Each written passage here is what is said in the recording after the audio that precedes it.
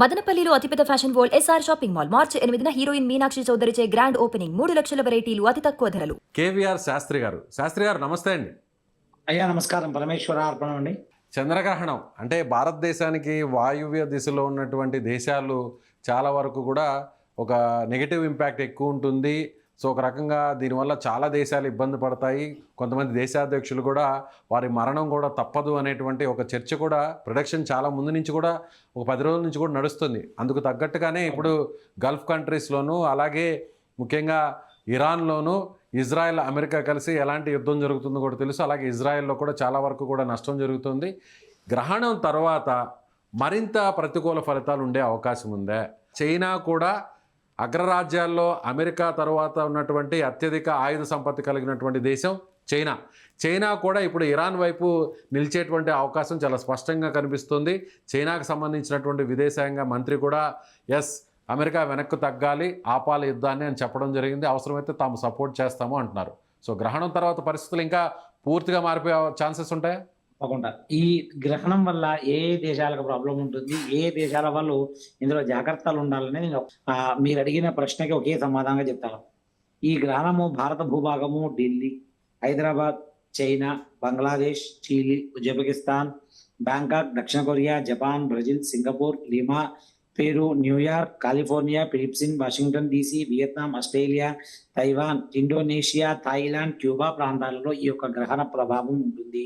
కాబట్టి ఈ గ్రహణ ప్రభావం యొక్క వీటిలో ఉన్నటువంటి దేశాలకి, వీటిని సపోర్ట్ చేస్తున్నటువంటి అనుకూలంగా ఉండేటువంటి దేశాలకి, వీటిలో ఉన్న వారి దేశ నాయకులకి కొంతమందికి ఇబ్బందికర వాతావరణం ఉంటుందండి. జాగ్రత్తగా వాటి నుంచి మనందరం కూడా రక్షించి మన సనాతన సాంప్రదాయంలో అందరం బాగుండాలి. ఎవరు కూడా గురుగారు మీరు ఈ నగరాల లిస్టులో 2 పేర్లు ప్రధానంగా మన భారతదేశానికి సంబంధించినవి చెప్పారు. ఓకే, ప్రపంచ దేశాలను పక్కన పెడదాం. మన ఇండియా విషయానికి వస్తే ఢిల్లీ అన్నారు, ఆ తర్వాత హైదరాబాద్ అన్నారు. ప్రస్తుతం నేనున్నటువంటి మీరున్నటువంటి నగరం హైదరాబాద్కి తెలుగు రాష్ట్రాల్లో ఉన్నటువంటి ప్రధాన నగరం హైదరాబాద్ గురించి ఏం చెప్తారు? ఎందుకు ప్రతికూల ప్రభావం ఉండే అవకాశం ఉంది అంటారు? ఎలాంటి నష్టం? ఉదాహరణకి భారతదేశంలో అంటే మనం గ్రహణం తీసుకునేటప్పుడు భారతదేశంలో అనేకమైన ప్రాంతాలు ఉంటాయి. ఇప్పుడు మన భారతదేశంలో అనేక రాష్ట్రాలలో, అనేక నగరాలలో కూడా ఈ యొక్క గ్రహణం ఎఫెక్ట్ ఉంటుంది. ఎందుకంటే గ్రహణం కొన్ని చోట్ల కనిపిస్తుంది, కొన్ని చోట్ల కనిపించట్లేదు. కనిపించినటువంటి ఈ సమయంలో కూడా మనం కనుక కొన్ని జాగ్రత్తలు ఖచ్చితంగా తీసుకోవాలి.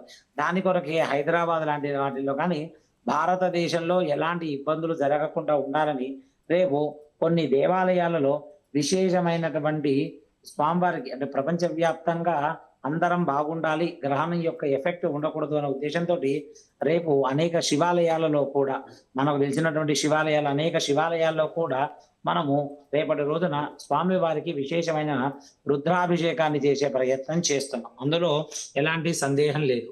కాబట్టి ఇలాంటి విషయంలో కొంత జాగ్రత్తలు అయితే మనం పాటించాలని అందులో ఎలాంటి సందేహం లేదు. ప్రధానంగా మీరు హైదరాబాద్ పేరు కూడా ప్రస్తావించారు కాబట్టి, గ్రహణ ప్రభావం ఉన్నటువంటి నగరాలు ఇప్పుడు ఉన్నారు కాబట్టి, అంటే పర్టికులర్ గా ఎలాంటి అంటే హైదరాబాద్ నగరానికి ఎలాంటి ఇబ్బంది ఉండేటువంటి అవకాశం ఉందంటారు? ప్రత్యేకమైన ఒక మాట చెప్పాలి అంటే ప్రత్యేకంగా ఈ దేశాల యొక్క ఎఫెక్ట్, ఈ గ్రహణం యొక్క ఎఫెక్ట్ అనేది ఈ యొక్క నగరాలలో కొంతమేర కొన్ని రకాల ఇబ్బందులు ఉంటాయి. అది ఏ విధంగా అయినా కావచ్చు.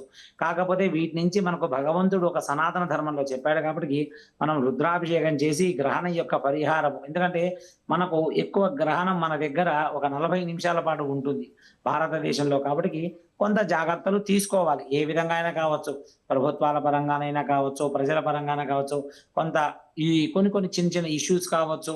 అంటే నాయకులకి, రాష్ట్రాలకి వచ్చినటువంటి ఈ గ్రహణం వల్ల, ఎందుకంటే పాల్గొన మాసంలో ఏర్పడబోయేటువంటి గ్రహణం వల్ల ఏదో ప్రభుత్వాలు మారుతాయి, రాష్ట్ర ముఖ్యమంత్రులు మారుతారు, అలాంటివి ఏమీ లేవండి.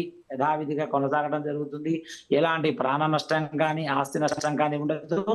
అయినా కూడా కొన్ని నిర్ణయాల విషయం కొన్ని నెలల నుంచి చూస్తున్నాం మనం. బంగారు ధరలు, వెండి ధరలు విపరీతంగా పెరిగిపోవడం జరిగింది. మొత్తం స్టాక్ మార్కెట్లన్నీ కూడా కుప్పకూలిపోయాయి.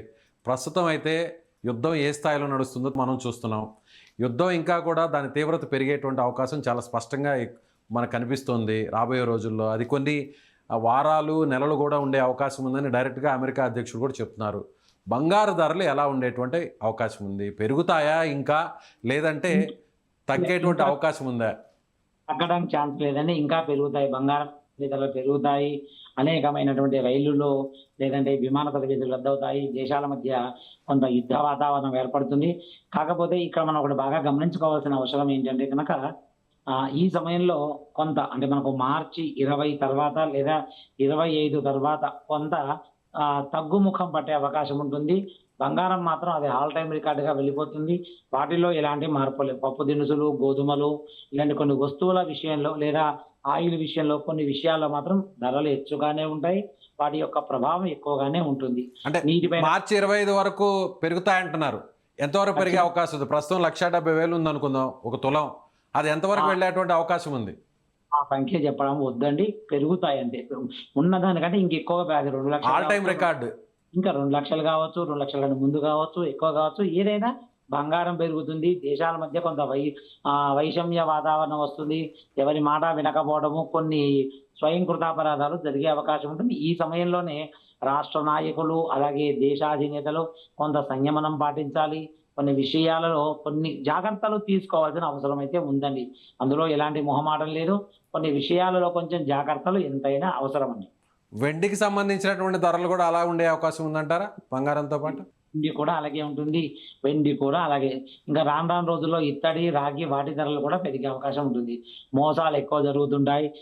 ఎందుకంటే చంద్రుడు పాలకు అధిపతి కాబట్టి పాల విషయంలో మోసాలు జరగడము, పాల ఉత్పత్తుల విషయంలో, తెలుపు విషయంలో ఎందుకంటే చంద్రుడు తెలుపు వర్ణం కాబట్టి వెండి కూడా తెలుపుతో ముడిపడి ఉంటుంది కాబట్టి ఉలవలు చంద్రుడికి, కేతువుకు సంబంధమైనటువంటి విషయాలలో ఉన్నటువంటివన్నీ కూడా ఖచ్చితంగా ధరలు పెరుగుతాయి. వాటి వలన ఇబ్బందులు జరుగుతుంటాయి.